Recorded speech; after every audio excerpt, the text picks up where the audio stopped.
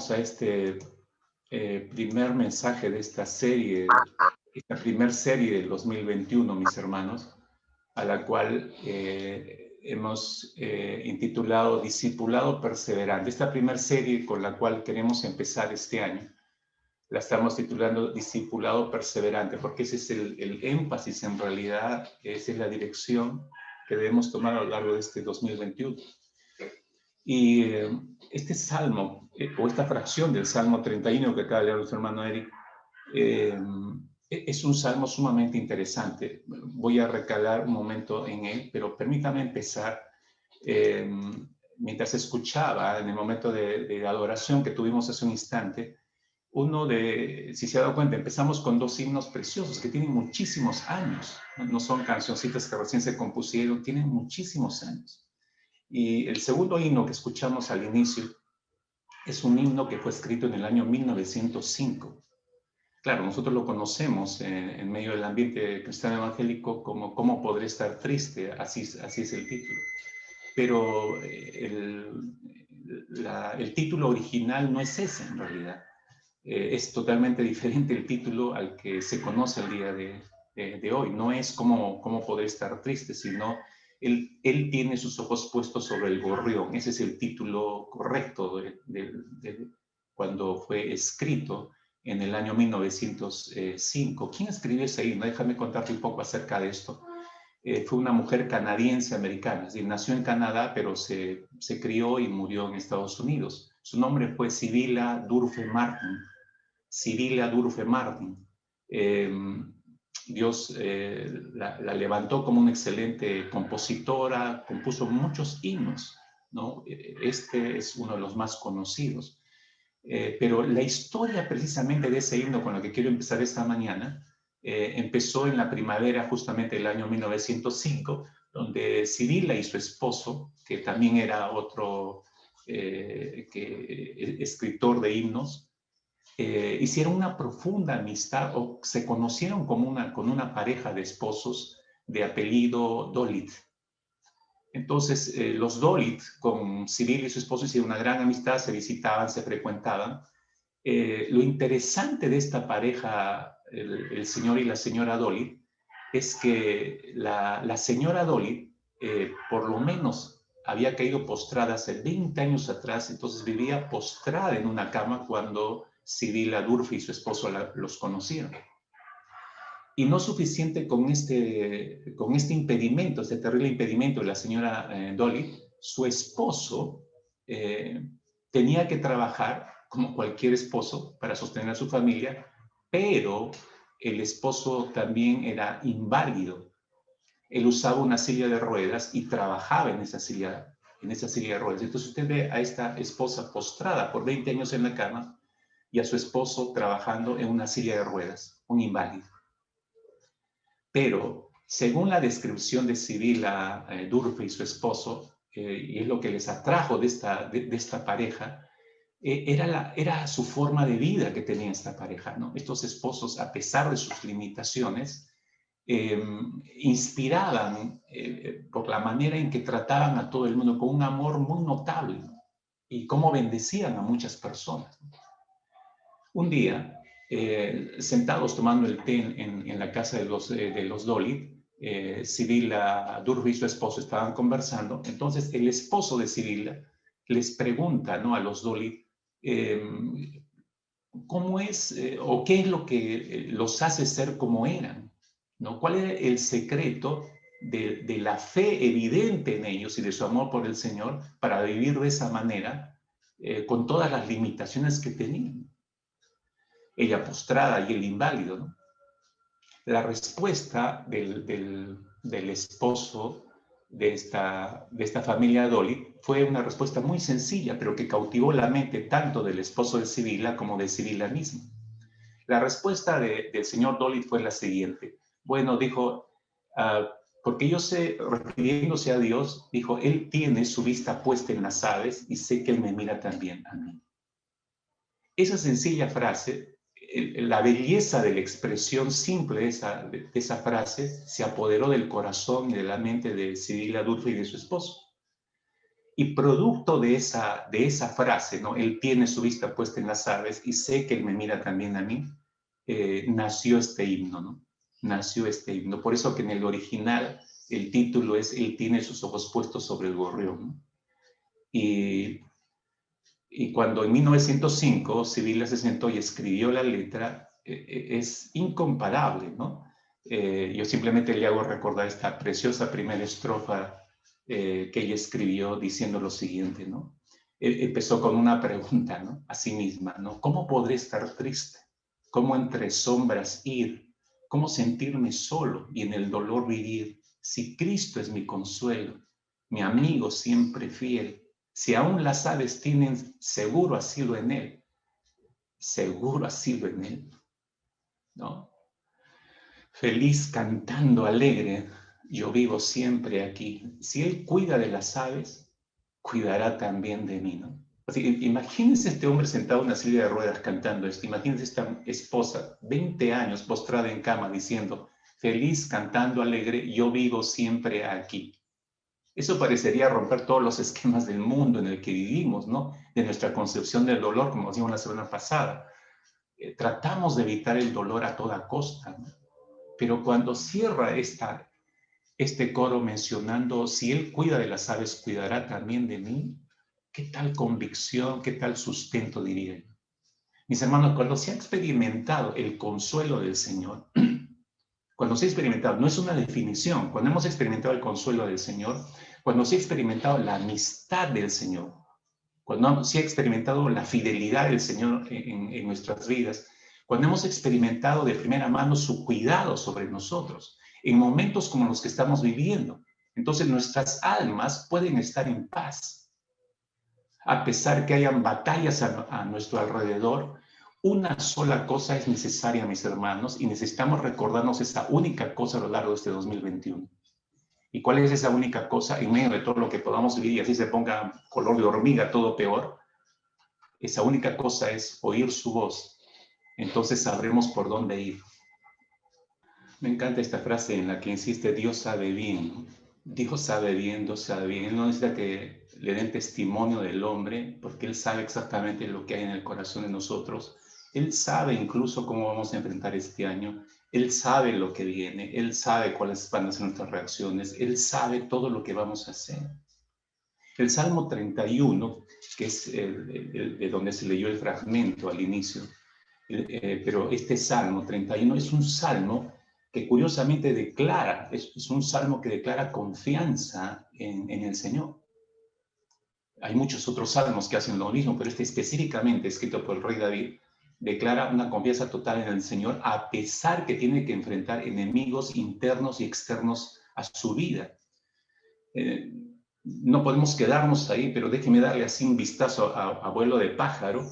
Los primeros 13 versículos de este salmo, si tiene su Biblia abierta allí, los primeros 13 versículos, David describe al parecer más enemigos internos que externos.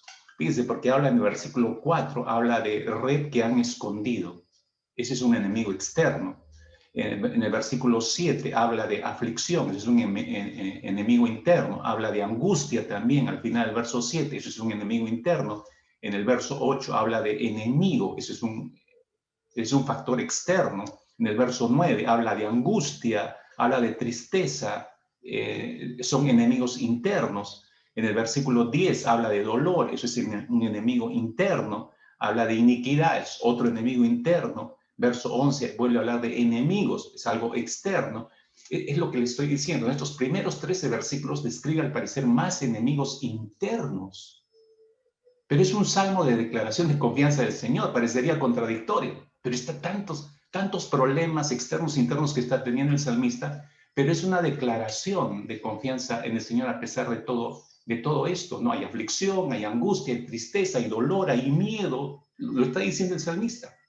Algunos dirán, pastor, es justamente lo que yo estoy sintiendo en estos tiempos. He orado y todo eso sigue aquí adentro, ¿no? Le he pedido al Señor, ya me he cansado de pedir 10 o 11 meses y todo sigue allí. Y si este año se pone peor, ¿qué vamos a hacer? ¿Qué es lo que vamos a hacer? Lea con cuidado, por favor, cómo cierra. Es cierto, los primeros 13 versículos del salmista menciona todos estos enemigos y parecería estar viéndolo desde una óptica negativista, ¿no? Pero fíjese cómo cierra esta porción en los versículos 14 y 15, y no se olvide de esto. Dice, mas yo, está concluyendo, dice, mas yo en ti confío, oh Jehová. Digo, tú eres mi Dios, en tu mano están mis tiempos. Wow. Yo confío en ti, Señor, en tu mano están mis tiempos. En tu mano están mis tiempos. Espero que lo esté subrayando ahí en su Biblia y hasta le esté poniendo la fecha de hoy, ¿no? 3 de enero. Porque es justo el momento en que el Señor te la está haciendo recordar para no sé qué, para enfrentar estos siguientes meses. En tu mano están mis tiempos, ¿no? Fíjese cómo cierra el salmista todo lo que ha dicho en los versículos anteriores, ¿no? Y escúchenme, y no lo dice el salmista solo al final de esta porción, ¿no? De esta terrible lista de enemigos que él describe aquí, sino que mire cómo empieza. No es la primera vez en el verso 14 que dice, yo confío en ti como una conclusión, no. Mire cómo empieza el salmo. En el versículo 1, él empieza diciendo, en ti, oh Jehová, he confiado. En realidad sí empieza el salmo.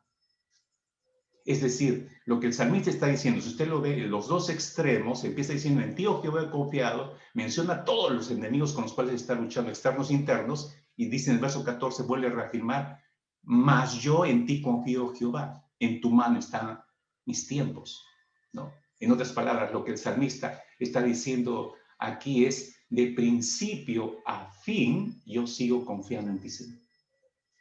No importa que en el medio tenga todas estas batallas terribles, todas estas luchas, no importa lo que siga viniendo, él sabía perfectamente que eso no iba a tener final, excepto cuando muriera. Pero ahí está, iniciando y terminando prácticamente el Salmo diciendo lo mismo, en ti, oh Jehová, he confiado. De principio a fin, yo voy a seguir confiando en ti, Señor, está diciendo el salmista. Ahora, ¿qué hizo el salmista para desarrollar ese tipo de confianza en el Señor?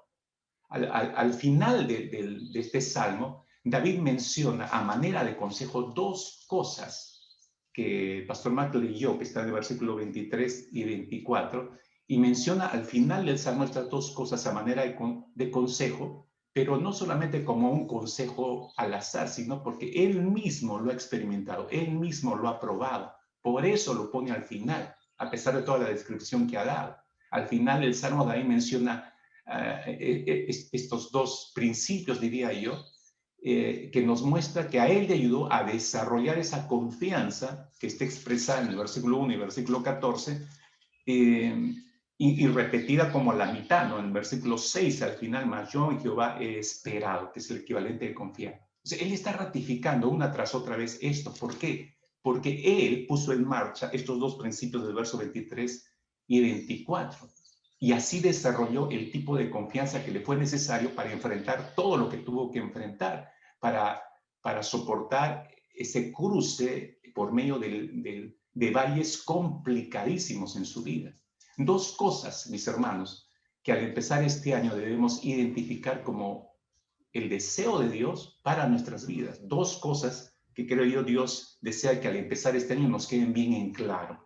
Así que espero que no solo las anote, sino que las implemente, ¿no? En su propia vida, ¿no? ¿Cuáles son esas dos cosas? Permítame entrar a la primera. Verso 23 dice el salmista, amad a Jehová todos vosotros sus santos. Parecería ser algo que ya nosotros sabemos o dominamos. Se habla tanto acerca del amor de Dios, pero muy poco se habla del amar a Dios. Nos encanta tocar el tema del amor de Dios hacia nosotros y todos se deleitan en el amor de Dios, pero amar a Dios es un tema que no se toca mucho. Versículo 23, una vez más, léalo conmigo, dice, amad a Jehová todos vosotros sus santos. Si usted le entregó la vida al Señor y Cristo es su Señor y Salvador, es usted un santo. Entonces le está hablando a usted el Señor al mismo tiempo, ¿no? Le está hablando. Definitivamente que este es un mandato dado por Dios a su pueblo, porque escucha la fuerza con la que viene, amad a Jehová todos vosotros santos. Es un mandato, no es una sugerencia que está dando, está hablando Dios por boca del salmista, dirigido a su pueblo, obviamente, ¿no? Pero este mandato dado por Dios a su pueblo lo dio no recién acá, ya se lo dio apenas salió de la esclavitud, apenas lo sacó de la esclavitud al pueblo de Israel y empieza en el desierto a retomar la relación con Israel.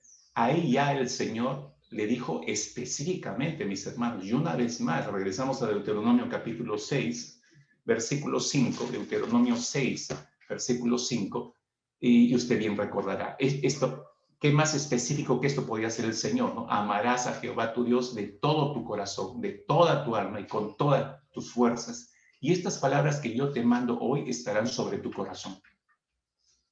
Dígame, Dios fue muy específico, muy específico. Todos nosotros, mis hermanos, podemos decir que sí amamos al Señor. Si nos vemos a la luz de este mandato, bueno, sí, y si preguntamos a la iglesia, date la mano a todos los que aman al Señor, todos van a levantar la mano. Todos decimos que amamos al Señor, o por lo menos es lo que creemos la mayoría. Pero coloquemos por unos instantes la plomada de la misma palabra divina y veamos si es verdad lo que decimos sentir por Dios, si nuestro amor por Él es recto, si nuestro amor por Él es íntegro, si nuestro amor por Él es derecho, si nuestro amor por Él es completo. Veámoslo.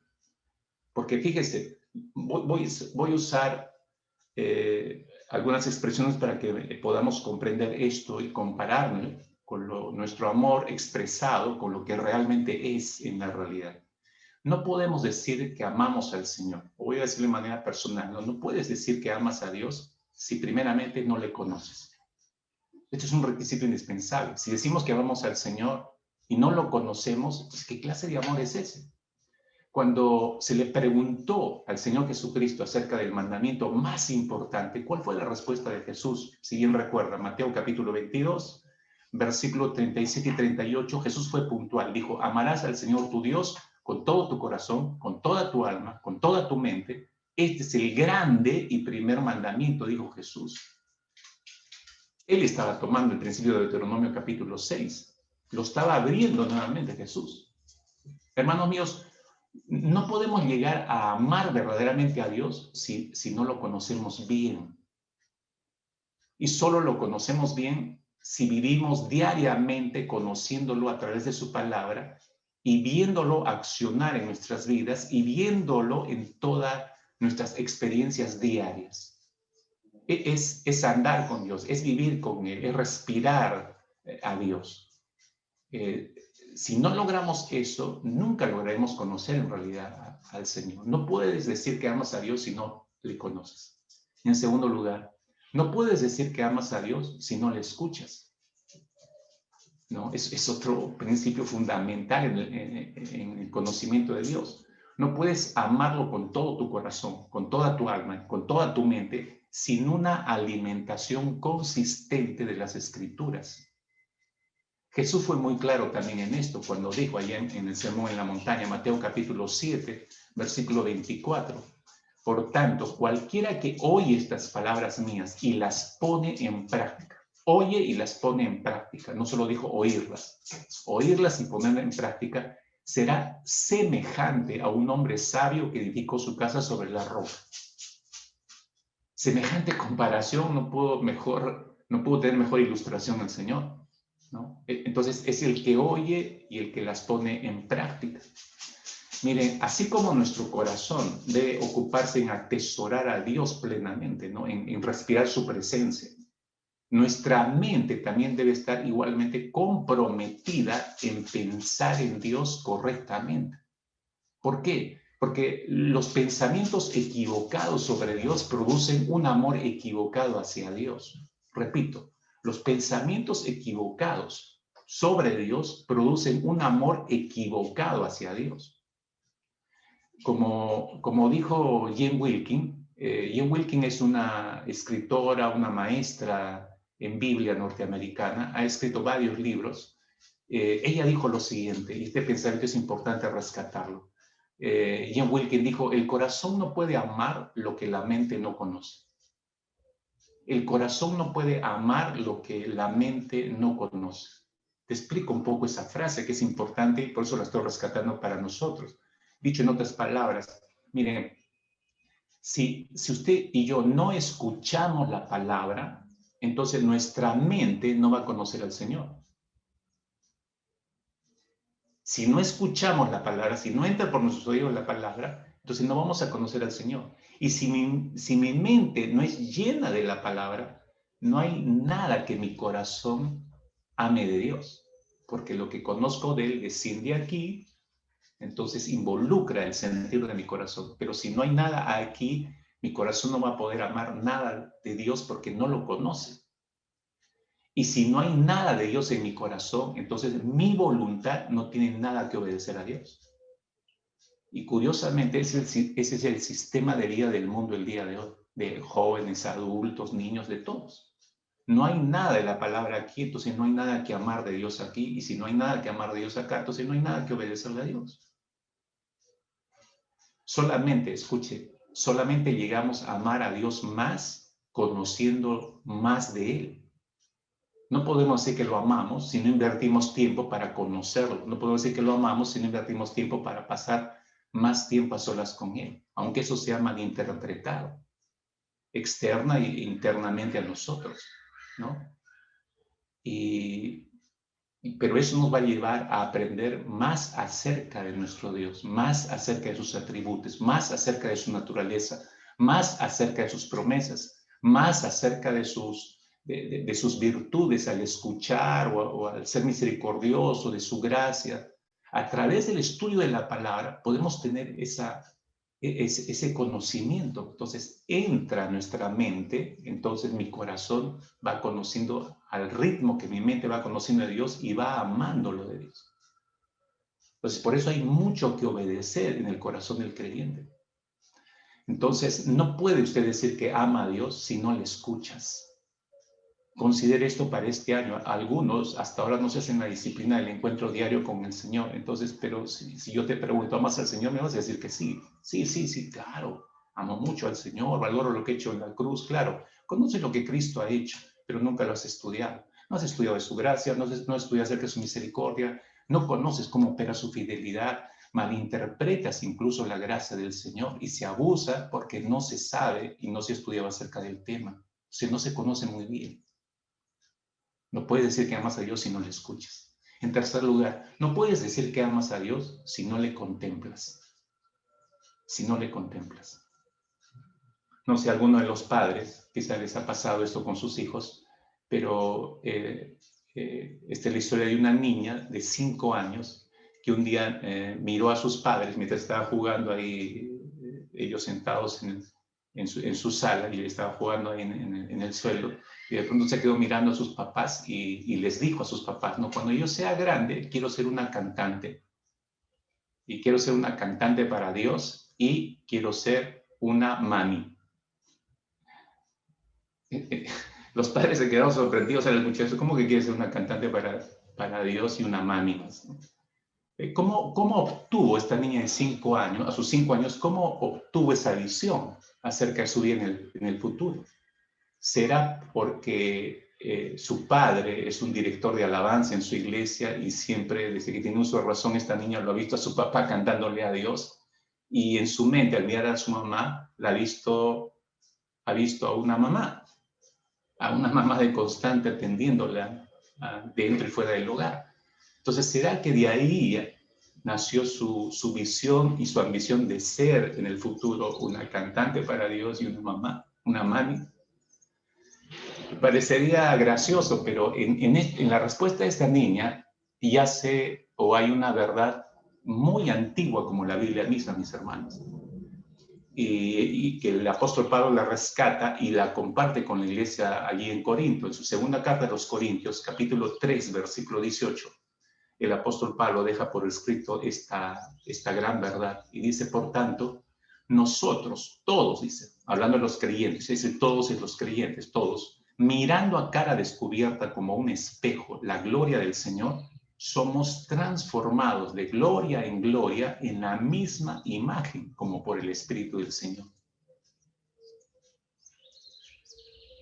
Lo resumo de la siguiente manera, lo que está diciendo el apóstol Pablo, y anótelo con cuidado para que lo reflexione. Hermanos, nos convertimos en lo que contemplamos. Nos convertimos en lo que contemplamos. Mirar a Dios en su palabra por el poder de su espíritu, obviamente, tiene un efecto transformador en nuestros corazones, tiene un efecto transformador de nuestras mentes, tiene un efecto transformador de toda nuestra vida. Nosotros podríamos caer en abismos más profundos en nuestros errores, delitos y pecados, porque como leíamos en la oración que hizo Salomón, no hay hombre que no peque, dice.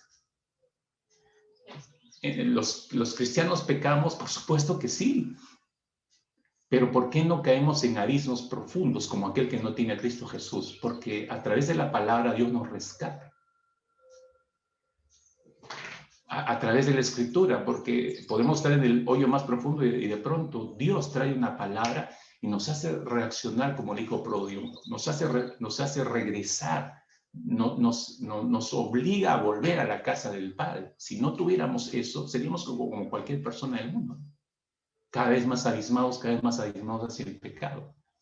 Pero Dios usa su palabra, y porque esa palabra tiene un efecto transformador, exhortador, redarguye el interior de nuestro ser. Con el tiempo, mis hermanos, aquellos que hacen lo que hizo el rey David, es decir, él entendió este principio y tomó una decisión. ¿Y cuál fue esa gran decisión? La expresa ahí en el Salmo 16,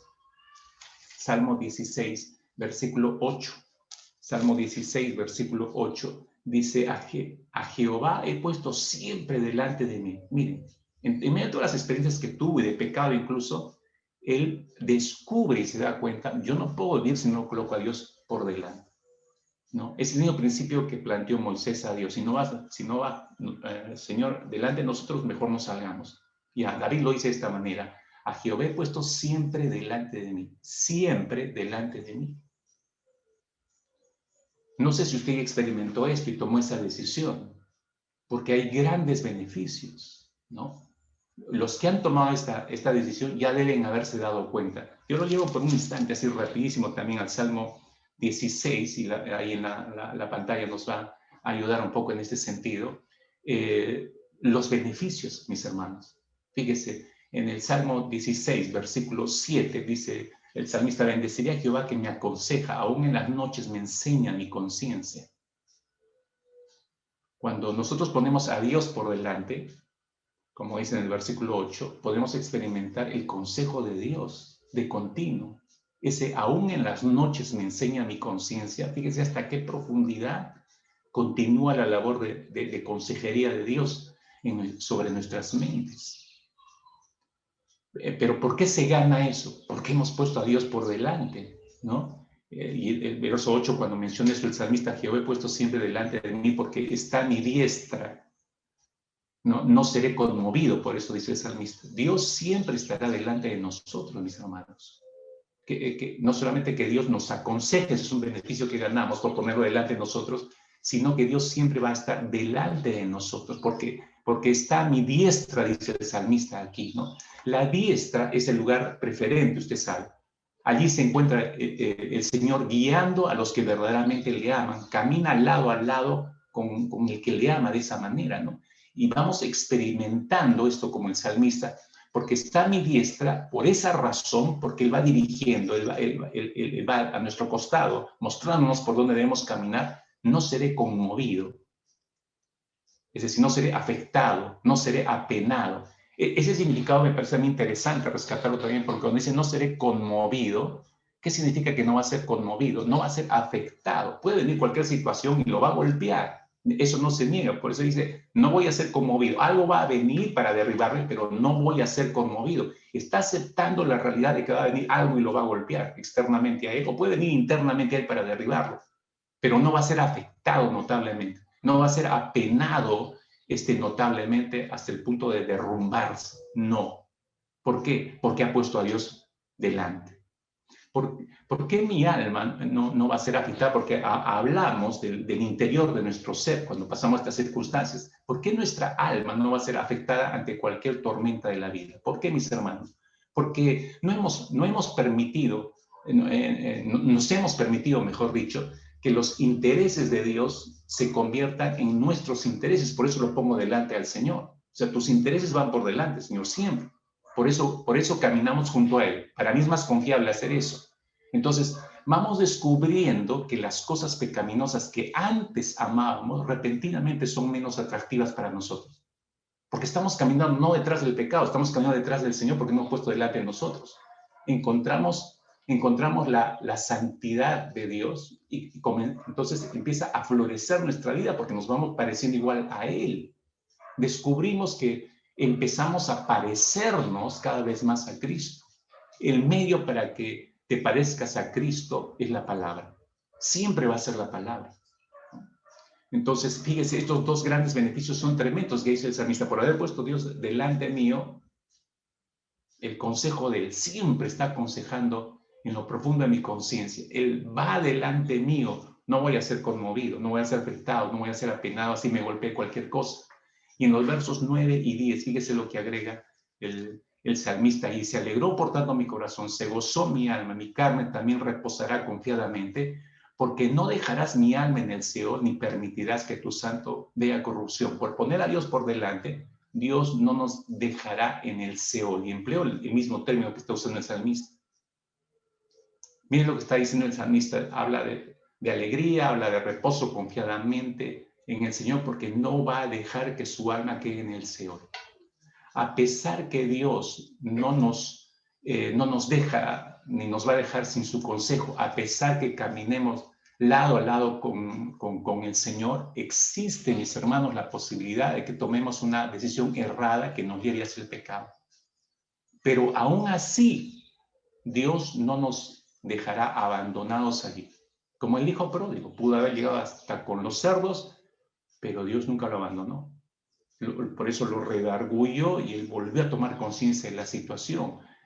No permitirá que lo que fue comprado, ¿por qué hace esto el Señor? Porque Él no va a permitir que lo que fue comprado a un precio tan alto como su sangre, la vida de sus hijos, acabe en corrupción. Por eso que a pesar de que caigamos, a pesar que erremos, a pesar que pequemos, no nos va a dejar abandonados. A Él le costó, precio de su propia sangre, rescatarnos, entonces no nos va a dejar tirados ahí. Por eso agrega el salmista. Miren lo que agrega en el versículo 11 el salmista, ¿no? Y así termina el salmo, ¿no? Me mostrarás, dice, la senda de la vida. O sea, no me vas a abandonar, no vas a dejar mi alma en el Seol, me mostrarás la senda del aire. Qué forma maravillosa de poder terminar este salmo. Pero se da cuenta, no podemos decir que amamos a Dios si no le contemplamos. Ese contemplar es colocarlo delante nuestro, como estamos viendo en este salmo. Y mire todos los beneficios de colocarlo delante nuestro. En cuarto lugar, mis hermanos, no podemos decir que amamos a Dios si no hayas gozo en su palabra. Jesús pasa casi 2 capítulos, capítulo y medio en el Evangelio de Juan, instruyendo y exhortando a sus discípulos. Y en medio de ese sermón, Juan capítulo 15, para ser más específico, el verso 11, les dice el Señor Jesucristo a los discípulos, estas cosas os he hablado para que mi gozo esté en vosotros y vuestro gozo sea cumplido. Jesús les dice a sus discípulos que lo que les está hablando, lo que les está enseñando, lo que está sembrando en sus corazones a ellos es para gozo de ellos. No es algo contrario, sino es algo para su gozo. Es decir, nuestra felicidad, hermanos, nuestro gozo eterno está directamente ligado a lo que Jesús dice en su palabra. Regreso al punto de partida. Si esa palabra no entra a mi mente, ¿cómo vamos a poder tener gozo? ¿O cómo vamos a poder conocer la felicidad desde la perspectiva de Dios? Nuestra felicidad está directamente ligada a lo que Jesús dice en su palabra. Deberíamos aferrarnos a cada palabra del Señor, ¿no? Y Él nos ha dado tantas palabras, tantas promesas. Por eso nuestro gozo va siendo completado. Mientras vamos conociendo más de las promesas del Señor, nuestro gozo va siendo completado. Porque siempre vamos a encontrar palabras de aliento, palabras de gozo, palabras, todas las palabras del Señor siempre van a tener esa misma meta, producir vida y producir gozo sobre nuestro corazón. Entonces, no podemos decir que amamos al Señor si no hallamos gozo en su palabra, ¿no? Es algo contradictorio. Por último, no podemos decir que amamos a Dios si no le obedecemos, ¿no? O sea, no solamente hallar gozo en la palabra, sino obedecerle. Sin ir demasiado lejos nada más, mis hermanos, y descansando solo en la palabra, en las palabras de Jesús, debemos recordar que el propio Señor Jesucristo dijo lo siguiente, ¿no? Juan capítulo 14, versículo 23 y 24 son palabras textuales del Señor Jesucristo a sus discípulos. Él dijo, el que me ama, mi palabra guardará, y mi Padre le amará, y vendremos a él y haremos morada en él. El que no me ama, no guarda mis palabras, y la palabra que habéis oído no es mía, sino del Padre que me envió. Es decir, en palabras sencillas, mis hermanos, el Señor Jesucristo lo puso de esta manera. Dices que me amas, entonces no tendrás ningún problema en obedecer mis palabras, en obedecer mis mandatos. Si no me amas, simplemente no vas a obedecer lo que yo digo. Así de simple la puso el Señor. ¿Y qué es lo que nos mandó? Y aquí me detengo, mis hermanos. Acá tenemos que masticar con cuidado esto. Si el Señor dijo, el que tiene mis mandamientos y los guarda, ese es el que me ama, ¿qué es lo que nos mandó, mis hermanos? ¿Y cuál debería ser nuestro propósito de vida en todo caso el 2021? Otra vez tenemos que regresar y recordar las propias palabras del Señor Jesucristo para no errar, ¿no? Para no errar en la dirección en que tenemos que caminar este año, ¿no? En Mateo 28, Jesús ya resucitado, es el que está hablando aquí, Mateo 28, 18 al 20. Me suena ese texto, pastor. De hecho, que te debe recontrasonar. Y Jesús se acercó y les habló diciendo, toda potestad me es dada en el cielo y en la tierra. Por tanto, id y hacer discípulos a todas las naciones, bautizándolos en el nombre del Padre y del Hijo y del Espíritu Santo, enseñándoles que guarden todas las cosas que os he mandado. Y aquí yo estoy con vosotros todos los días hasta el fin del mundo. Amén. ¿Ya te acordaste? ¿No? Estoy regresando solo a las palabras del Señor.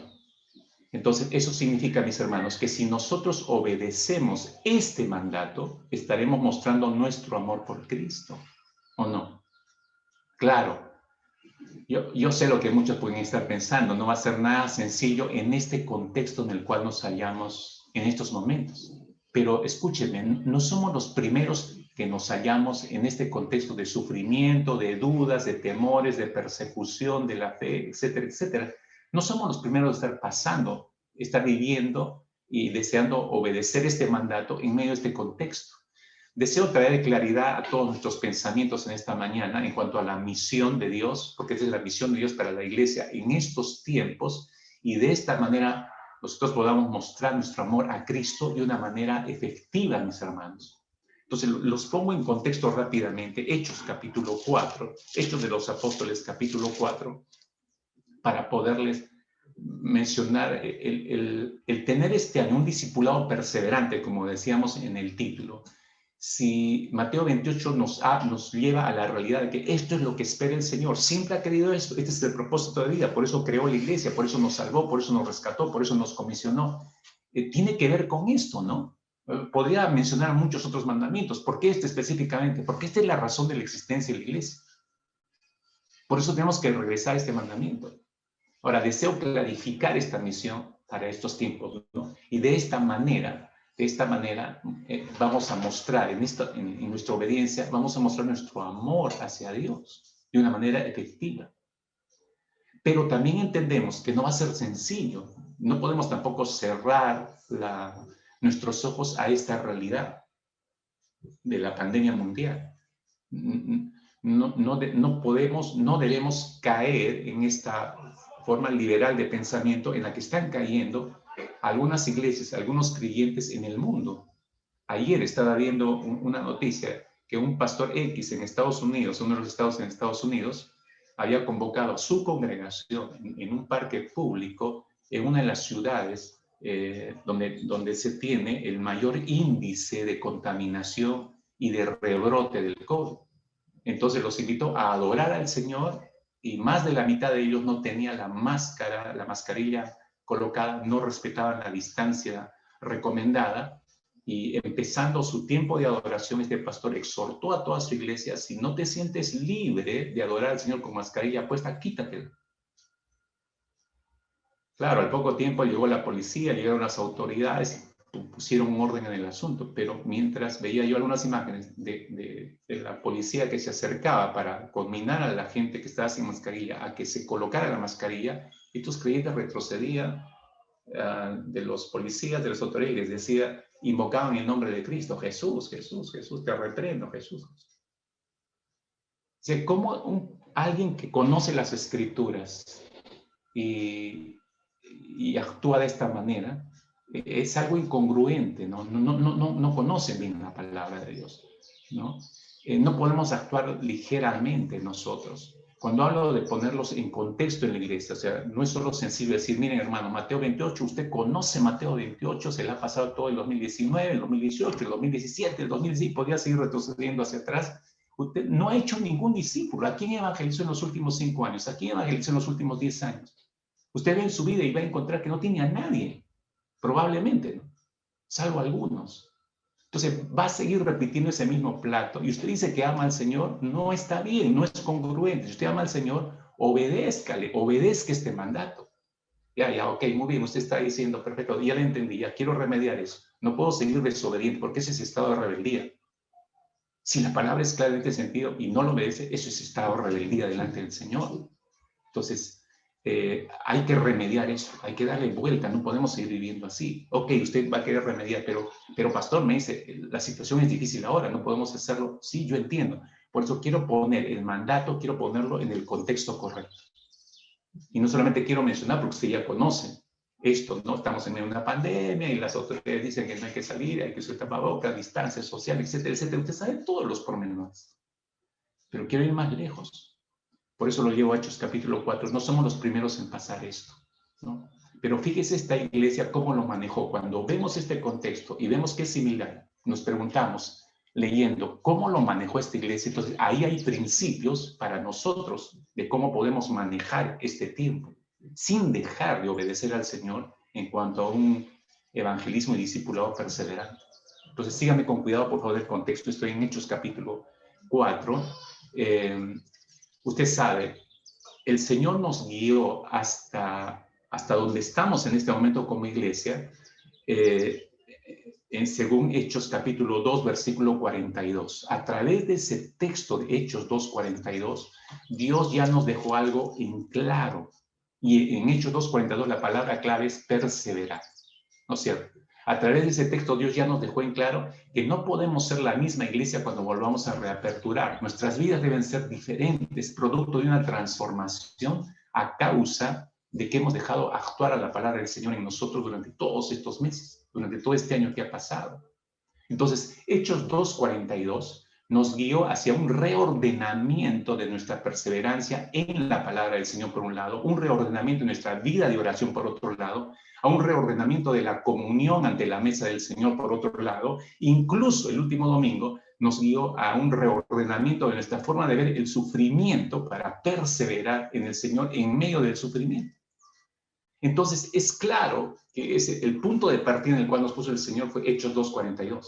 Entonces, pero también es claro que el Señor nos está simplemente regresando al mandamiento básico. Y aquí entra Mateo 28, 18 al 20, ¿no? Dios está diciendo, mientras vayan, en medio de esta pandemia, Señor, mientras vayan, evangelicen, discipulen, enseñándoles todas las cosas que yo les he mandado. En pocas palabras, mis hermanos, este año ocúpese en obedecer este mandato. Ya lo anoté. Este año ocúpese en obedecer este mandato, pero esta vez no lo olvidemos obedecerlo de manera perseverante. Ok, lo voy a obedecer, sí, pero hazlo perseverantemente, porque en años anteriores dijiste también amén, pero no fuiste perseverante. ¿Cuál es la diferencia con este año? En que lo vas a obedecer, pero de manera perseverante. ¿Qué quiere decir con perseverancia, mis hermanos? Ya dimos una pequeña definición de perseverancia, la vuelvo a repetir. ¿Qué cosa es perseverancia? Es ocuparse asiduamente y con fidelidad del estudio de la palabra de Dios. El estudio para compartirlo, obviamente, ¿no? Pero me ocupo de la palabra de manera asidua y fiel. Significa Significa, dijimos también cuando dimos esta definición, significa permanecer, significa quedarse, significa echar raíces, ¿no? Y echo raíces para ocuparme asiduamente de esto, del estudio de la palabra y de compartir. Mis hermanos, si no hemos obedecido este mandato de manera fiel hasta el día de hoy, es porque aún no hemos echado raíces en ese mandato. Te lo repito una vez más, porque creo que te agarré un poco desprevenido allí, ¿no? Si no hemos obedecido el mandato de Mateo 28, 18 al 20, de manera fiel, es porque aún no hemos echado raíces sobre ese mandato. Lo conocemos, sí, pero no hemos echado raíces. Por eso no nos ocupamos asiduamente con fidelidad en obedecerlo. Esto debe cambiar este año, mis hermanos. Esto debe cambiar este año. Debe ser así, por amor al Señor. Entonces, Hechos capítulo 4 nos pone en el contexto correcto, porque no va a ser una labor sencilla, yo lo entiendo, y usted también. Nos da el contexto tan similar a nuestros tiempos, usted se va a dar cuenta. Y le hago un resumen rápido. Hechos 4 empieza describiéndonos el momento en que Pedro y Juan son cuestionados por predicar el Evangelio. Y no solo por predicar el Evangelio, sino por sanar a un cojo de nacimiento. Dios los usa a Pedro y a Juan y sanan este cojo, un escándalo. Los meten a la cárcel injustamente, los maltratan, les prohíben que sigan predicando el Evangelio de Jesucristo y los echan a la calle, los botan a la calle inmediatamente. Ellos regresan a la iglesia, donde ya esta iglesia está orando por ellos porque sabían que están en la cárcel. Y Pedro y Juan les cuentan a la iglesia lo que ocurrió. Ahora, ponga atención, estos son los principios. Si esta iglesia, en este contexto de persecución, sufrimiento, porque ahora, ¿qué nos persigue a nosotros? El coronavirus. Y digo persigue porque nos persigue para matarnos. Ahora, no suficiente con todo lo que ya tenemos que enfrentar este año, y cada vez va a ser probablemente peor. Suavemente está introduciendo este asunto de cuestionamiento de la fe, con todos estos principios de inclusión. Cada vez van a atacar más a la iglesia. Ya están apareciendo los vestigios de prohibir cierta terminología en nuestros mensajes que contengan a nuestro evangelio. Lo llaman, es un evangelio homofóbico, es un evangelio subversivo, ¿no? Por predicar lo que dice la Escritura en cuanto a este tipo de pecados. Entonces, es muy probable que esto se vaya ciñendo cada vez más y debemos estar listos para enfrentar este asunto. Por eso regreso, ¿cómo lo manejó esta iglesia? Ok, no enfrentaron una pandemia, pero es parecido a una pandemia, hay una persecución, estamos siendo perseguidos por el virus. Atención, iglesia, pongamos entonces atención a estos siguientes principios. Esta era una iglesia, si ven el versículo 23, cuando son puestos en libertad Pedro y Juan, vienen a los suyos, esos suyos son la iglesia, y contaron todo lo que los principales sacerdotes y los ancianos les habían dicho. Describieron los hechos, solo describieron los hechos. Ahora, ni Pedro ni Juan incentivaron a la iglesia. Después de contar los hechos, no dice el versículo, y les dijeron a la iglesia, hermanos, vamos a orar, y los pusieron a orar. No, acá surge algo espontáneo de la iglesia. Hermanos, no siempre los pastores van a estar diciendo a la iglesia lo que deben hacer. Si hay una operación del Espíritu Santo, Dios va a guiar a toda la iglesia, ¿no? En unidad. No hablo de algunos disparados por ahí que Dios me dio. El ángel Moroni me visitó y me ha dicho que tenemos que hacer esto o aquello. No lo creo. No lo creo. ¿No? Si Dios va a hacer algo, mueve a toda la iglesia, inspira a toda la iglesia. Pero esta es una iglesia, le doy algunas características que nos pueden ser útiles para nosotros en este tipo. De hecho, que son principios que nos van a ser útiles. En primer lugar, esta era una iglesia que sabe sobre quién echar sus ansiedades o problemas. Esta iglesia sabe a quién recurrir para echar este tipo de problemas en sus manos. Dice el verso 24. Y ellos, habiéndolo oído, todo el testimonio que les está dando Pedro y Juan, alzaron unánimes la voz a Dios. Alzaron la iglesia. Unánimes, todos juntos, estaban todos juntos. Esa palabra unánimes en el griego no es solo que estaban todos en un mismo lugar, sino significa algo más profundo, que tenían una misma mente. Y en una misma mente, por eso sin que nadie dijera en ese momento, oye, hay que orar, oye, hermano, vamos a orar. O esperaron que el hermano Eric se levantara y dijera, hermano, ya vamos a orar, varones. No, Acá fue algo espontáneo. Todos al mismo tiempo terminaron de escuchar el testimonio de Pedro y Juan y dice el verso 24, alzaron unánimes la voz a Dios y dijeron, alzaron unánimes la voz a Dios. Por eso digo, es una iglesia que sabe sobre quién echa sus ansiedades o problemas. Sabe sobre quién la echa. No se van a quejar, no están entre ellos lamentándose. No, ¿dónde echamos todo este problema que nos lleva a un estado de ansiedad? ¿Dónde vamos con este problema? Al Señor, pues, de frente al Señor. Y acá era unánime el sentir, una misma mente, hermano. Qué maravillosa reacción de la iglesia. En segundo lugar, esta era una iglesia que conoce a Dios. En el mismo verso 24, dice, alzan su voz y dicen, soberano Señor, tú eres el Dios que hiciste el cielo y la tierra, el mar y todo lo que en ellos hay. Dígame si ese inicio de oración no evidencia que ellos conocen a Dios. Es una iglesia que conoce a Dios, sabe quién está en el control de todo lo que está ocurriendo. Creo que hemos tenido una experiencia de esas en varios momentos de oración. Pero teníamos que estar recordándoles a muchos de ustedes, el Señor sigue en control, la iglesia, el Señor sigue en control. Pero había algo unánime. No creo que haya habido totalmente una unanimidad hablando en nuestra iglesia local. ¿Por qué no? Porque algunos terminaron por caerse y derrumbarse y quebrar todo. Su relación con el Señor, su relación familiar, se quebró todo. ¿Por qué? Porque no estaban unánimes con la iglesia.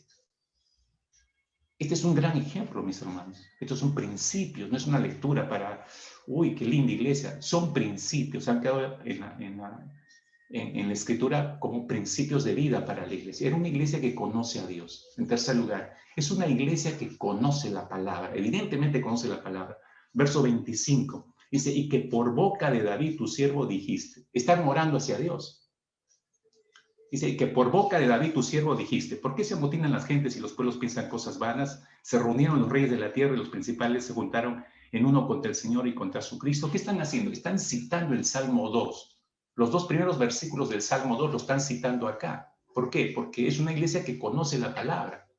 Y en su oración al Señor, presentándole este problema, están respaldándose en la palabra, como tú dijiste, Señor.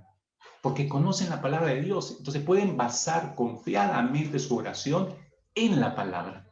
¿Se está percatando de eso? Era una iglesia que conocía la palabra. Y por último, es una iglesia que sabe qué pedir a Dios, sabe cómo orar. Verso 29, ¿no? Dice, y ahora, Señor, mira sus amenazas y concede a tus siervos que con todo de nuevo hablen tu palabra. A mí nunca me va a dejar de sorprender esta petición que hice. Esta iglesia sí sabe qué pedir a Dios. No pidieron cualquier cosa, hermanos. Miren esta oración sucintamente. Le dicen al Señor, ahora, Señor, mira sus amenazas. O sea, todo el testimonio que recibe Pedro Juan, las amenazas de todas las autoridades religiosas de su tiempo, ¿no? Entonces están diciendo, Señor, ese problema lo dejamos en tus manos. No sé si se percata. Dice, ahora, Señor, mira sus amenazas y concede a tus siervos, pasan a otro asunto. O sea, tú te ocupas de sus amenazas, Señor, pero nosotros tenemos una petición. Danos de nuevo para hablar tu palabra. Esta iglesia no está pensando en ellos mismos, no están levantando su oración. Ay, Señor, protégenos, por favor.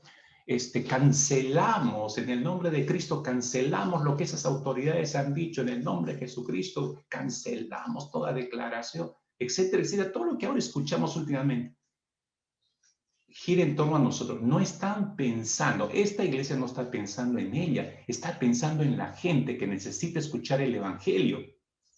En medio de persecución, hermanos, en medio de esta pandemia, creo que todavía no hemos levantado esta oración nosotros. Dejan que Dios se ocupe del problema y pensando en la gente piden seguir predicando el evangelio, es decir, piden seguir evangelizando, piden seguir discipulando con denuedo. ¿Sabe qué significa denuedo? Denuedo significa libertad para hablar, libertad para hablar sin reservas, libertad para hablar valerosamente, confiadamente. Eso significa con denuedo. Si alguno de ustedes, me da cosa, pastor, el predicar a mis compañeros de la universidad y mirarles la cara en las pantallas y todos me están mirando y algunos me pueden cortar. Y no se trata de ti, se trata de lo que tú Tú eres el portador de un mensaje, no eres el dueño del mensaje, ¿no? Entonces, en medio de esta situación, ellos piden denuedo. Si usted es de los miedosos, si usted tiene un espíritu de ardilla prehistórica de la era del hielo número 3, entonces pida denuedo al Señor. Pida denuedo al Señor. Si usted es tan miedoso y que, ay, es que me da cosa predicar, me da, no sé, hablar a la gente, pida denuedo al Señor, libertad para hablar sin reservas, para hablar valerosamente, para hablar confiadamente. ¿Cuál fue el resultado? Fíjense, de esta tremenda oración, versículo 31. Este fue el resultado. Número 1, fueron llenos del Espíritu Santo. Eso significa que a Dios le agradó la oración, que esta oración, corporativamente hablando, unánimemente levantaron al Señor, Dios estaba escuchando y los llenó de mi espíritu. En segundo lugar, hablaron con de nuevo la palabra de Dios. Dos resultados tremendos producto de esa oración. Y esa oración que evidencia a una iglesia que sabe sobre quién echa sus problemas, es una iglesia que conoce a Dios, es una iglesia que conoce la palabra, es una iglesia que sabe lo que va a pedirle a Dios. Yo ruego que este año nuestros cultos de oración de cada jueves sean, realmente Dios nos lleve a pedir lo que debemos pedir, mis hermanos. No orar cualquier cosa. Oro porque las reuniones de los hombres, que todos los días las están teniendo, oro porque oren realmente lo que deben orar como parte de la iglesia. Que las damas por su lado, en sus reuniones de oración que están teniendo a lo largo de los grupos de encuentro, oren realmente lo que deben orar, porque eso va a evidenciar el tipo de iglesia que somos, mis hermanos. ¿Va a verse resultados? Por supuesto. Si acá se han visto estos dos resultados, fueron llenos del Espíritu Santo y hablaron con de nuevo la palabra. Si Dios ahí complacido, ¿quieren de nuevo? Les doy de nuevo. No están pidiendo cosas para sí mismos, están pidiendo una herramienta para seguir extendiendo mi evangelio. A Dios le complació esa oración. Analícela, por favor. Entonces, lo primero, regresando al Salmo 31, lo primero que debemos hacer este año es amar al Señor. Me he extendido hasta aquí porque todo esto significa amar al Señor, por supuesto que sí. Incluso este contexto que le estoy explicando, no va a ser nada sencillo evangelizar y discipular este año, sí, pero ¿cómo mostramos nuestro amor? Obedeciendo el mandato.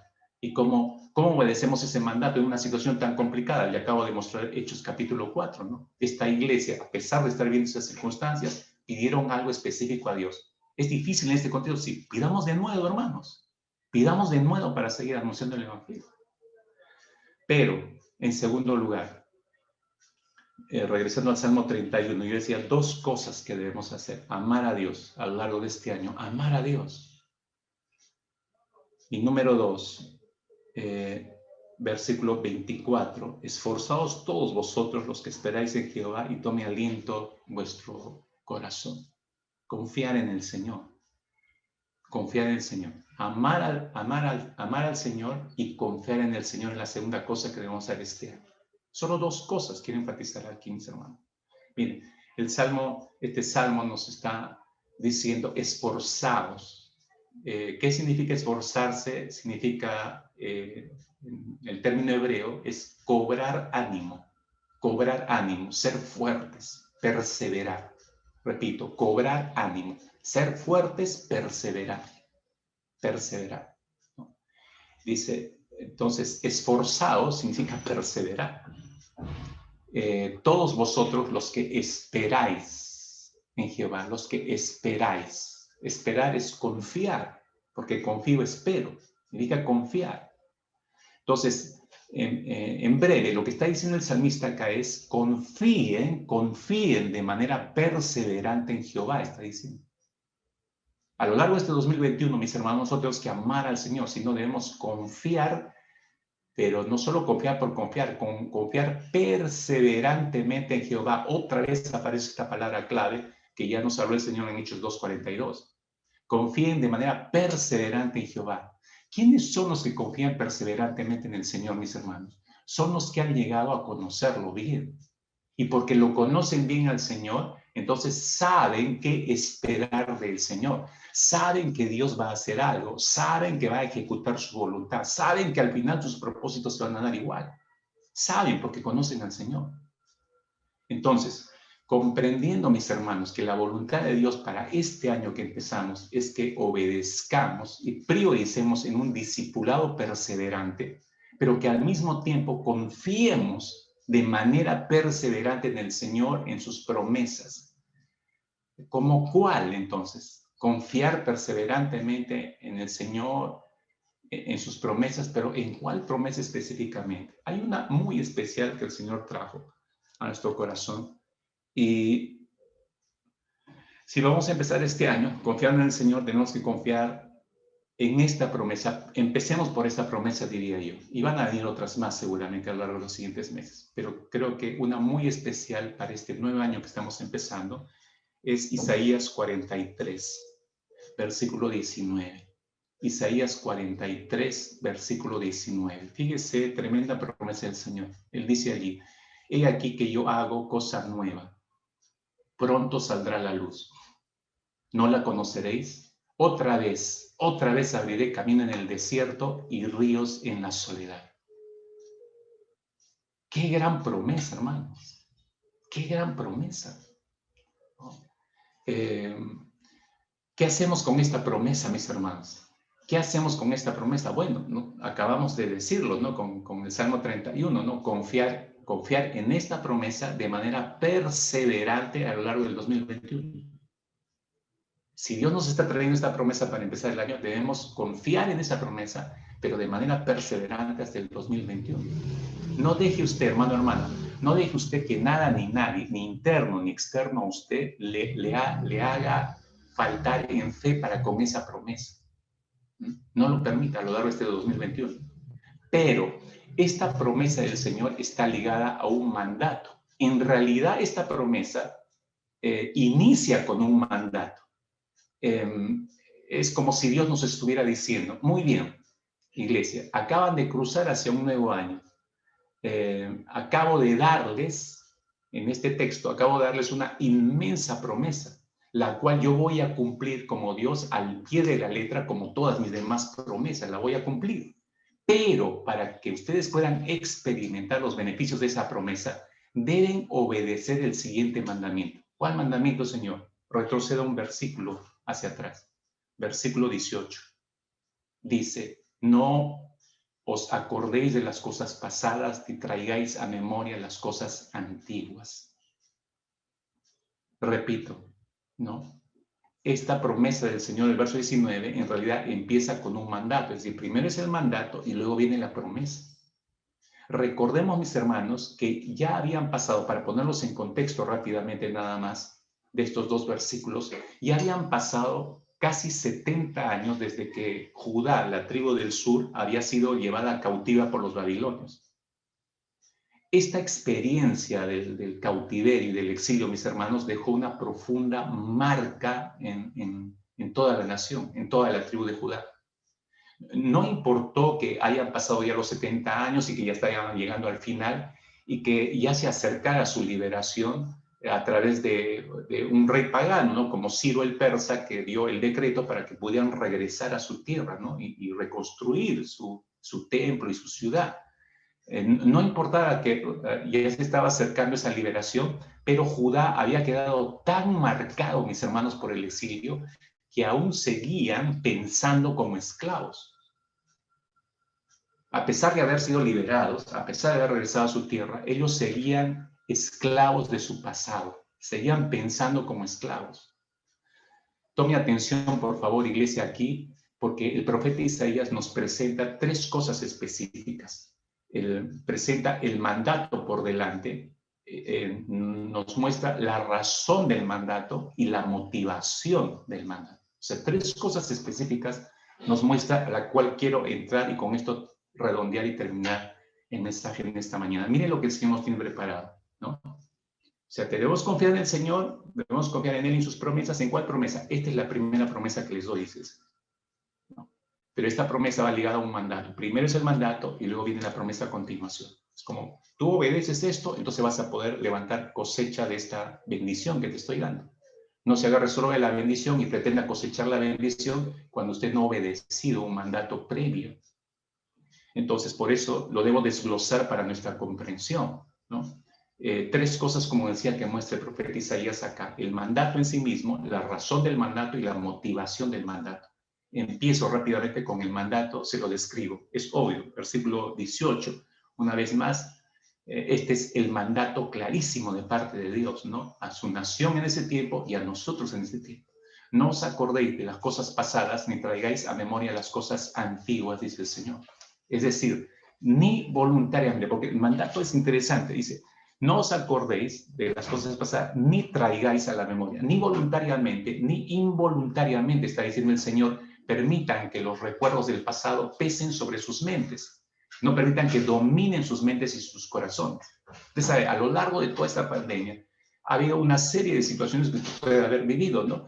Lo defraudaron, usted esperaba de sus hermanos algo, una ayuda más puntual, esperó de su iglesia una ayuda más puntual, esperó que alguien lo llamara para respaldarle o para saber cómo estaba, y no ocurrió nada de eso. Entonces usted cayó en desazón y pensó, no, estos son hermanos, o este es mi familiar, esperaba mucho de mis hermanos, esperaba mucho de mis padres, etcétera, etcétera, y puede haberse amargado su corazón. ¿Qué está diciendo el Señor ya cruzando, empezando este año? No os acordéis las cosas pasadas, ni traigáis a memoria las cosas antiguas, ni voluntariamente, ni involuntariamente permitas que los recuerdos del pasado pesen sobre tu mente, dominen sobre tu mente y corazón. Pero lo que les está pidiendo el Señor, quiero que se percate de esto en el mandato, no es que olviden la historia, hermanos. Por favor, hagamos esa diferenciación. No es que olviden la historia ni tampoco los poderosos hechos de Dios en bienestar de ellos. No le está pidiendo que borren eso de su mente. De hecho, que Dios, antes de darles este mandato, Él mismo les estaba recordando cómo los liberó de Egipto. Si usted retrocede el verso 16 y 17, ¿no? Dice así, dice Jehová, el que abre camino en el mar y senda en las aguas impetuosas, el que saca carro y caballo, ejército y fuerza, caen juntamente para no levantarse, fenecen como pábilo, quedan apagados. ¿Qué les estaba describiendo allí? El momento de la salida de Egipto, el momento del cruce del Mar Rojo, el momento cuando el ejército de los egipcios los siguieron y el Señor cerró el mar y se ahogaron, se apagaron como un pábilo. De hecho, que el Señor les está recordando la historia. Por eso, no les dice que olviden la historia. Tampoco los poderosos hechos de Dios en beneficio de ellos mismos, ¿no? Por eso les hace recordar aquí, ¿no? Sino que le dice, no olviden la historia, pero sí les manda que no se acuerden. ¿Se da cuenta? No les pide que olviden. Identifique eso, porque nadie puede olvidar, eso queda grabado en nuestras mentes. Dice, no se acuerden, lo que Dios está diciendo es no se acuerden de la experiencia de la esclavitud en Babilonia, todo el sufrimiento que trajo el exilio sobre sus mentes, sobre sus corazones, no lo recuerden. ¿Por qué les mandó eso el Señor? Explico y me meto un poco en esto para ayudar a muchos que puede que sigan esclavos del pasado. Alguien dijo, mis hermanos, que las experiencias dolorosas del pasado nos pueden esclavizar y no nos permiten avanzar en la vida. Nos atan de tal manera que nos desmotivan, nos hacen inválidos, no nos dejan ver las bendiciones de Dios. Y eso es cierto.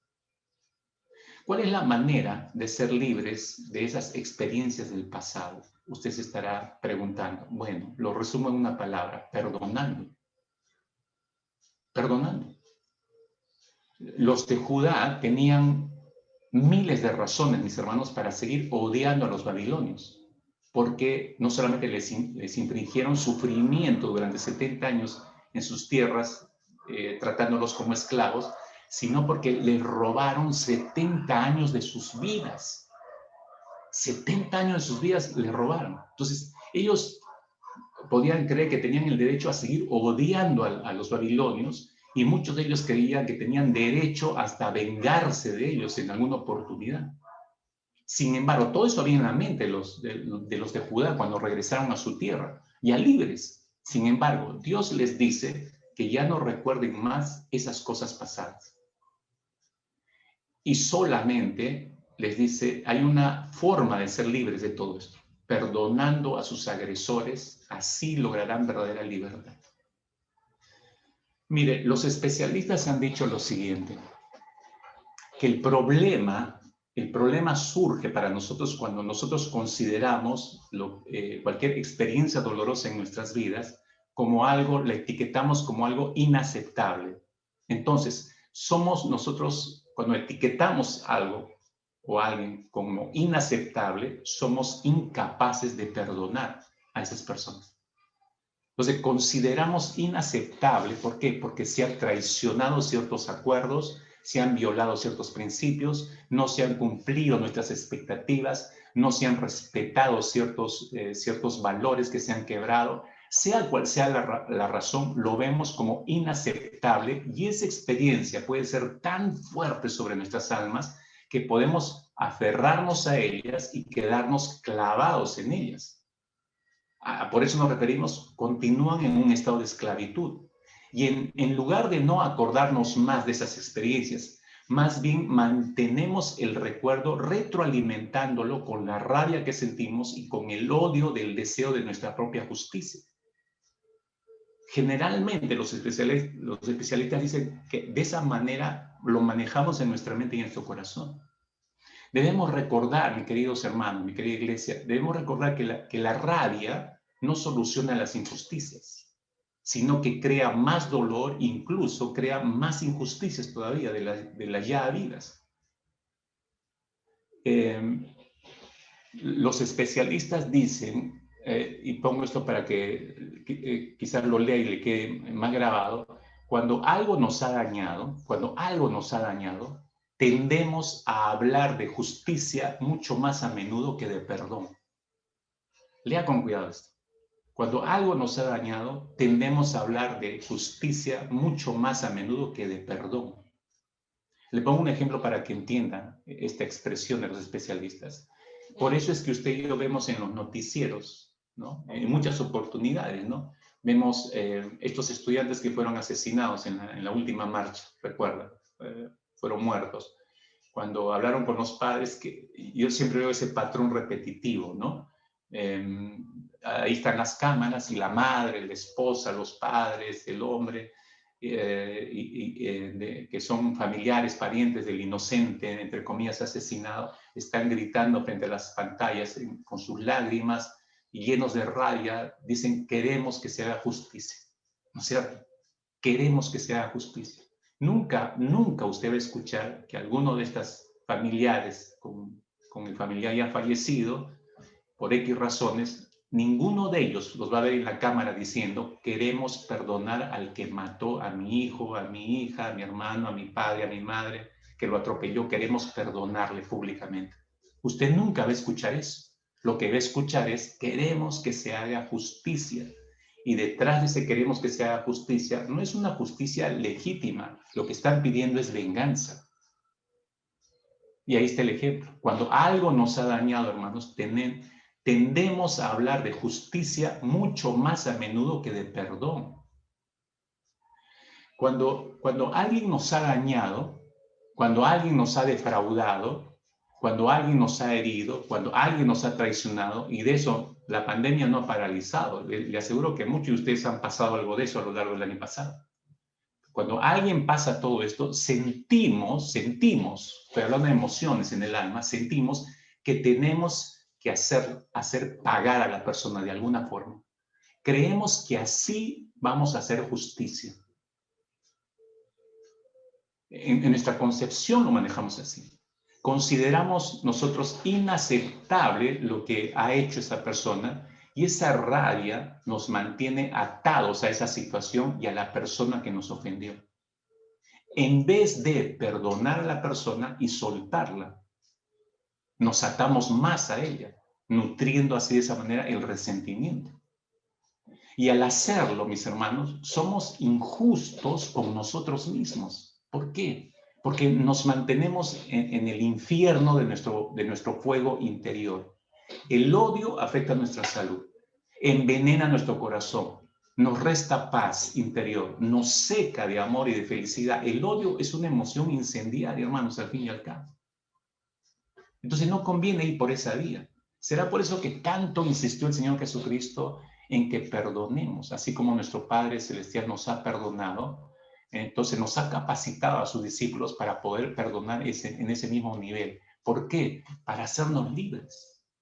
Superar las ofensas, mis hermanos, es una tarea sumamente importante porque el odio y la venganza envenenan toda la vida. Digo, superar la ofensa es una tarea sumamente importante entrando este año. Perdonarse y perdonar va a abrir las vías para sanar el corazón dolido, mis hermanos. Para conseguirlo, esto es clave, debemos recuperar la soberanía sobre nuestra mente y nuestros pensamientos. Esto es clave, hermanos, por eso lo he puesto por escrito ahí. Perdonarse y perdonar abrirá las vías para sanar el corazón dolido. Para conseguirlo debemos recuperar la soberanía sobre nuestra mente y sobre nuestros pensamientos. Algunas personas creen que perdonar es un acto de debilidad. Sin embargo, es todo lo contrario, hermanos. Perdonar muestra que nos hacemos dueños de nuestro bienestar y dejamos de ser víctimas del otro. Y sobre eso muestra que somos verdaderamente hijos de Dios, porque estamos obedeciendo lo que nuestro Padre Celestial nos dijo en estos casos. Y esto es lo que Dios quería que Judá, que fue llevada a la esclavitud 70 años por los babilonios, Dios quería que Judá hiciera justamente esto, que recuperara la soberanía de sus mentes para dejar de verse como víctimas y dejar de vivir en el pasado. Entonces Dios los sacó y dice, ya dejen de estar viviendo en el pasado, ¿no? No os acordéis de las cosas pasadas ni traigáis a memoria las cosas antiguas. Va entendiendo el sentido del mandato del Señor aquí. Es por eso que hallamos en la carta, esto es tan importante, mis hermanos, de pasar la página y continuar hacia lo que Dios tiene por delante. El apóstol Pablo, cuando escribe su carta a los filipenses, su comprensión de este principio la vierte en el capítulo 3, versículo 13 y 14, en su propia experiencia. Entonces allí encontramos que el apóstol Pablo les dice, hermanos, yo mismo no pretendo haberlo ya alcanzado, pero una cosa hago, capta esto, ¿no? Y ahí lo he subrayado, olvidando, hay tres cosas que olvidando ciertamente lo que queda atrás, olvidando y extendiéndome hacia lo que está delante, prosigo a la meta, al premio del supremo llamamiento de Dios en Cristo Jesús. Ahí tiene estos tres elementos en estos dos versículos, mis hermanos, importantes. Olvidar, extenderse y proseguir. Olvidar, extenderse y proseguir. Olvidarse, extenderse y proseguir. Eso es lo que Dios espera que hagamos, ¿no? Entonces, como decíamos planteando en este punto, el profeta Isaías nos está mostrando el mandato, nos está pelando el mandato para que lo entendamos y lo veamos claramente, no solo para Judá, sino para nosotros.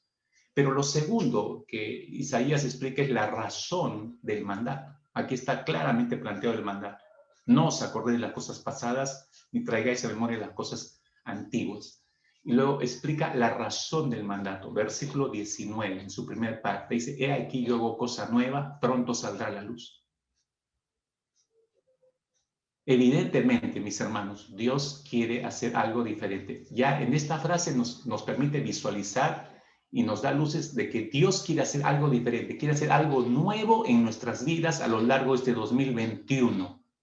Pero cuando nosotros quedamos o preferimos quedarnos esclavizados por el pasado, entonces nuestra mente no puede percibir lo que Dios está deseando hacer en este presente. Es tan importante liberarse del pasado. Pierde aún la capacidad de recordar lo que Dios dijo y prometió. Repito, cuando preferimos quedarnos en el estado de esclavitud y perdemos la capacidad de ver lo que Dios tiene para nosotros en el presente y de recordar incluso lo que Dios ya prometió de antemano para este futuro nuestro. Nos olvidamos de todo eso, no lo vemos. Dios le anticipó a los de Judá que irían a la esclavitud. Antes que fueran, ya proféticamente les habló y les dijo que iban a ir a esclavitud, pero solo por 70 años. Jeremías capítulo 25, versículo 11, para los que quieren revisar, ahí Dios les reveló que iban a ir esclavos de los babilonios por 70 años, pero que luego volverían libres. Pero, ¿qué cree que ocurrió con los de Judá? Se olvidaron de eso.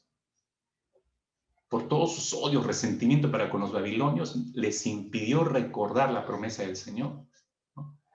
Y no vieron que Dios tenía algo diferente para ellos. Jeremías capítulo 29, versículo 11, para ir más puntualmente, Este texto es precioso. Supongo que algunos lo deben tener como su preferido. Dios les dice, pero yo sé los pensamientos que tengo acerca de vosotros, dice Jehová, pensamientos de paz y no de mal, para daros el fin que esperáis. Dios les está dando un mejor futuro, una nueva esperanza les está dando el Señor cuando dice esto. Entonces, si uno lee Jeremías 29:11, puede entender, ¿no? En esta mañana, como iglesia, ya podemos entender que Dios tiene para nosotros pensamientos de paz y no de mal. Entendamos eso, mis hermanos. Dios tiene pensamientos de paz y no de mal. Pero esto resulta difícil cuando no conocemos al Señor, aceptarlo en medio de esta pandemia. Pero si está creciendo otra vez los índices, está empeorando esto, ¿cómo me habla de pensamientos de paz? ¿Dios tiene pensamientos de paz sobre esto? Sí, la respuesta es sí. Eso significa que el Señor tiene algo bueno para nosotros, hermanos. Significa que Él puede cambiar nuestros fracasos y frustraciones, las puede cambiar por bendiciones a lo largo de este año. Pero no nos daremos cuenta de lo que Dios trae si nuestra mente sigue esclava del pasado, sigue atada al pasado. Por eso es necesario obedecer a Dios, no recordando las cosas pasadas, no trayéndolas a nuestra memoria. Eso es muy importante por eso. Es probable que usted no se haya dado cuenta, pero Dios ya ha estado obrando a favor nuestro a lo largo del 2020. Ya ha estado obrando a favor nuestro. Sus pensamientos de bien y no de mal, como leemos acá, se han ido evidenciando en medio de esta pandemia global a lo largo del año pasado. Mire, quizás alguno un poco escéptico dirá, pero ¿cómo puede decir eso, pastor? Si todo ha estado tan terrible, más bien queremos olvidar o no queremos recordarnos del 2020. Sí, yo le entiendo eso, pero usted no vio en medio de la neblina, usted no vio el operar de Dios. Y no lo vio porque no le conoce probablemente. El pastor John Piper escribió un interesante libro apenas empezó toda la cuarentena, lo tituló Coronavirus y Cristo. Está en la web, usted lo puede descargar y es legítimo la descarga porque se preparó para eso, cualquiera lo puede leer y es una gran bendición poder leer este libro. En ese libro, entre otras cosas, en su segunda parte del libro, John Piper analiza lo que Dios está haciendo aún usando el coronavirus, lo que está haciendo en el mundo, no solamente para con la iglesia. Y es interesante lo que dice, yo rescato 3, 4 cosas de esto que escribió John Piper, cómo Dios está usando el coronavirus en medio de esta pandemia, lo que está haciendo Dios. Y eso es algo bueno. Por eso digo, sus pensamientos se siguen moviendo en la línea del bien y no del mal, y lo he evidenciado a través de esta pandemia. ¿Qué ha estado haciendo Dios? Si se pregunta. Y bueno, le leo lo que dice algunas de las reflexiones de John Piper, ¿no? Dice, en primer lugar, dice, el coronavirus es un llamado de atención de parte de Dios para que estemos listos para la segunda venida de Cristo. Dígame si eso no es cierto. Y dígame si eso no es bueno. Nos ha despertado a esta realidad. Sí, hay que mantenernos preparados para esperar al Señor. En segundo lugar, el coronavirus es un llamado estruendoso para que todos nos arrepintamos y realineemos nuestras vidas con el infinito valor de Cristo o de su palabra. Dígame si esto no es bueno. O sea, tu vida desordenada, regresa a las Escrituras, realíñate de acuerdo a los valores de la palabra del Señor. En tercer lugar, el coronavirus es un llamado de Dios a su pueblo para que se despojen de la autocompasión y el temor y en cambio se vistan de gozo y valentía para hacer las buenas obras de amor que glorifican a Dios. Y lo hemos experimentado como iglesia, ayudando a los necesitados, orando por los necesitados. Hemos estado inmersos también en eso, mis hermanos. Esta es una manera de haber cumplido esto. Dios nos está moviendo, nos movió a esto y nos va a seguir moviendo, creo yo.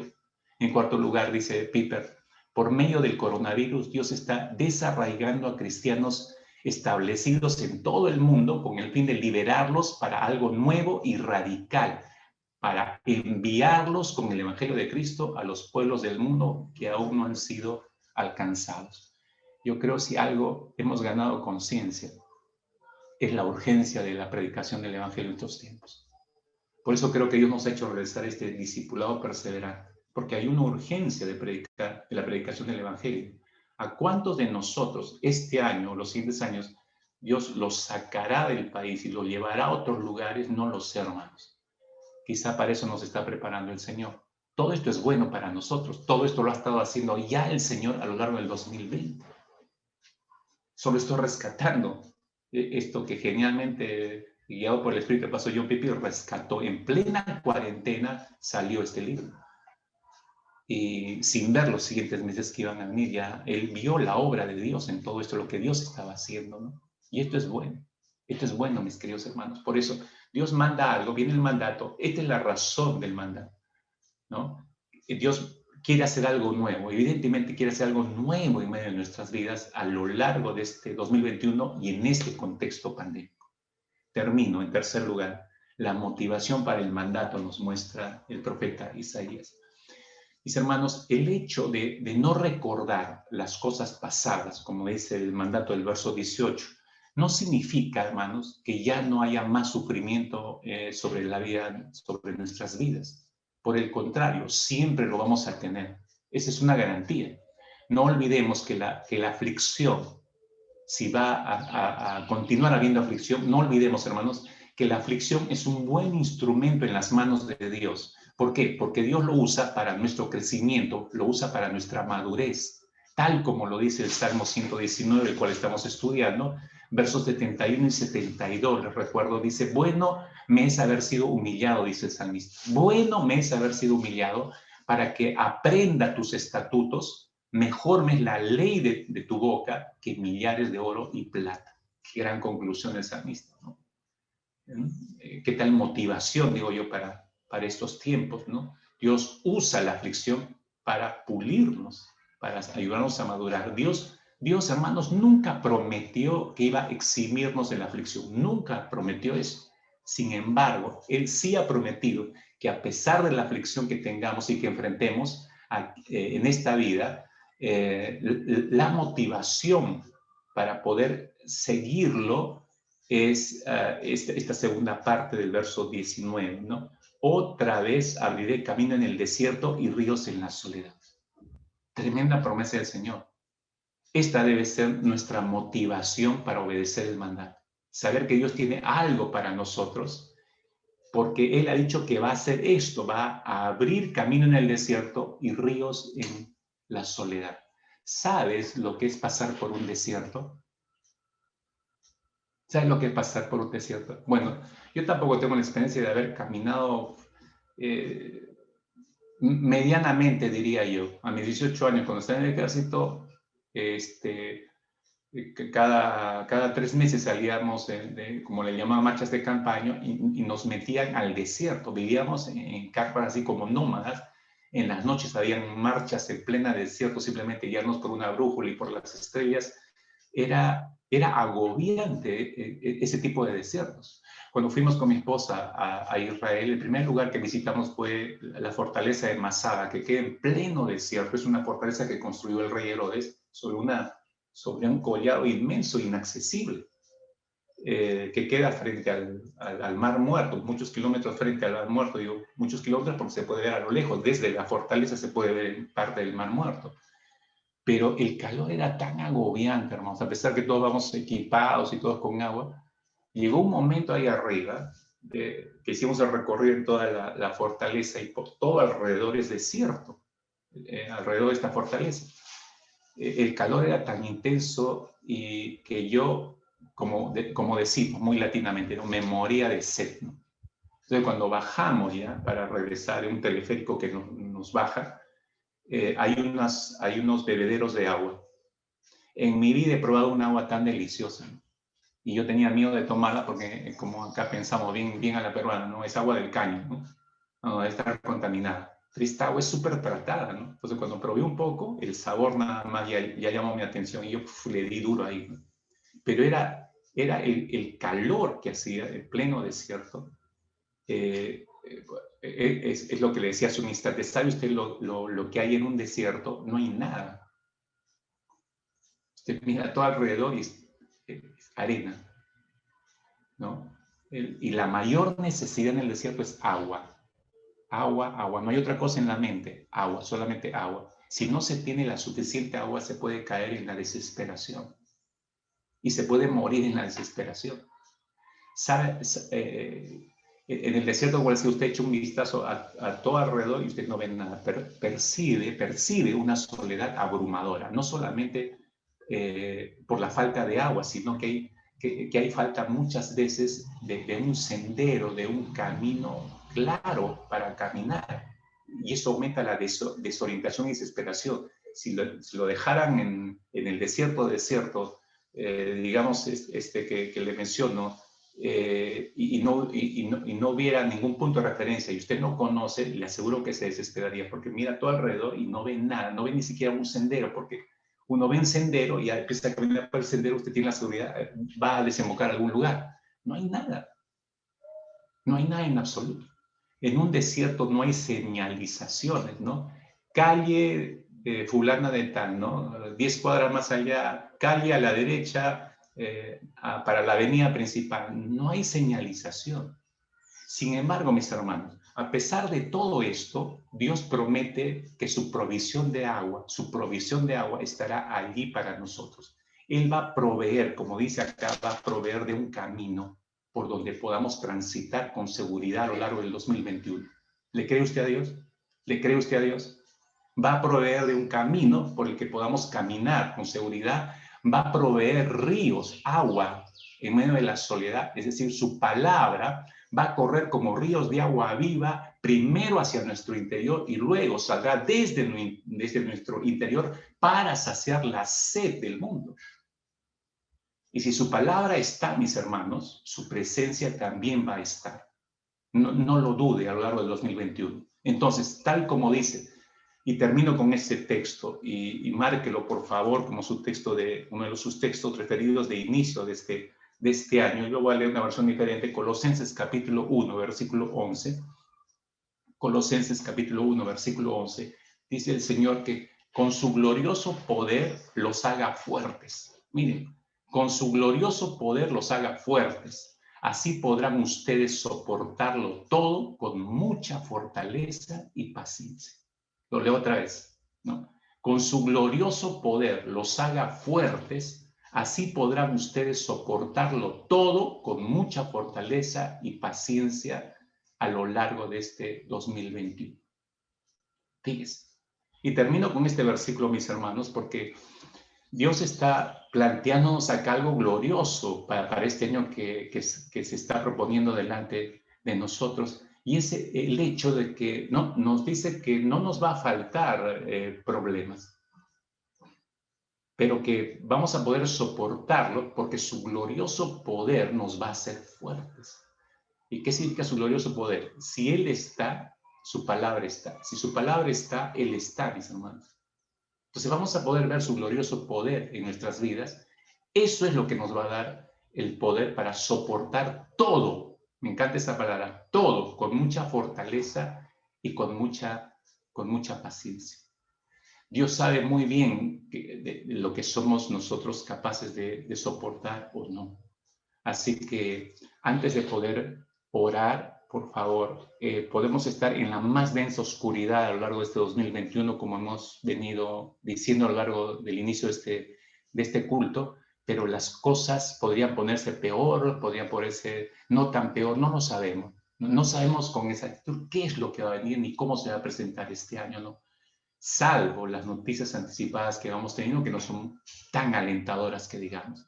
Pero a pesar de la más densa oscuridad en la que estemos, a pesar que transitemos en un desierto desesperante, un estado de soledad en medio de toda esta situación, no olvide, por favor, esta afirmación de parte del Señor. Otra vez, abriré camino en el desierto y ríos en medio de la soledad.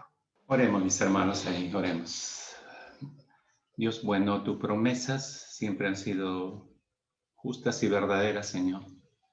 Nada de lo que hemos presentado en oración delante de ti en esta mañana, deseamos que pase por alto sobre nuestra mente y corazones, sabiendo que pesa una promesa tan grande como la que nos acabas de extender en esta mañana para todos y cada uno de nosotros. Si tú vas a hacer cosas nuevas, Señor, si pronto va a salir a la luz, si pronto la conoceremos en la experiencia propia, Padre amado, y podremos ver que otra vez abrirás camino en medio de tus propios desiertos, Señor, y volverán a correr tus ríos en medio de nuestras propias soledades. Señor, es una promesa como muchas otras que no merecemos, pero atesoramos, la recibimos, la creemos, Señor, en nuestro corazón. Y que este sea la promesa que nos sostenga a lo largo de todo este año, Padre. Aún como escuchábamos hace un instante, aún si en algunos momentos nos toque perder algo, Padre.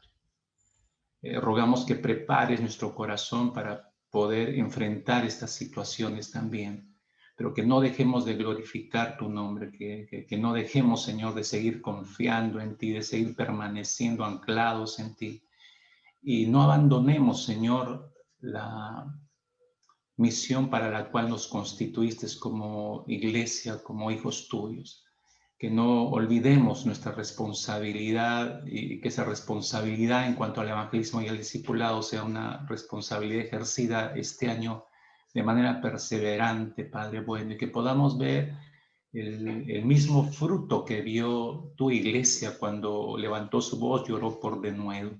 Oramos, Señor, por denuedo para nuestras vidas. Oramos por denuedo para nuestros corazones, Padre bueno, para que con valentía podamos seguir anunciando que en ti, Señor Jesucristo, hay vida, hay salvación y que en ti tenemos todo lo que el ser humano necesita.